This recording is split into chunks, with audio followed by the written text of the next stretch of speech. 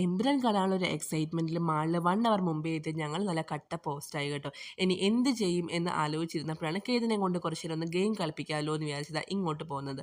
അങ്ങനെ കേതെന്താ കുറച്ച് നേരം ഗെയിമൊക്കെ കളിച്ചു, ബൈക്കിലൊക്കെ കയറി ബൈക്ക് റൈഡൊക്കെ നടത്തി. അങ്ങനെ ഇരുന്നപ്പോഴാണ് കേതിന് ഏതെങ്കിലും ഒരു ടോയ് വേണമെന്ന് പറയാൻ തുടങ്ങിയത്.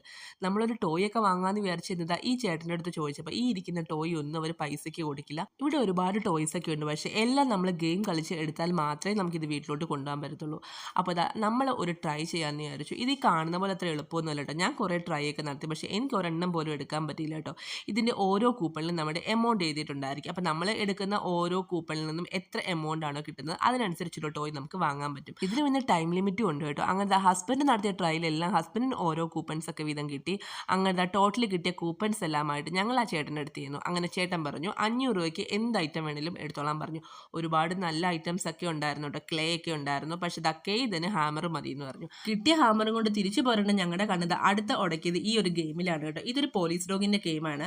ഈ ഒരു ഡോഗിനെ നമ്മളിതാ ഇങ്ങനെ ഒന്ന് ബാലൻസ് ചെയ്ത് എടുത്തു കഴിഞ്ഞാൽ നമുക്ക് ഇതിനും പൈസ ഒന്നും കൊടുക്കാതെ തന്നെ നമുക്ക് എടുത്തുകൊണ്ട് പോരാൻ പറ്റും.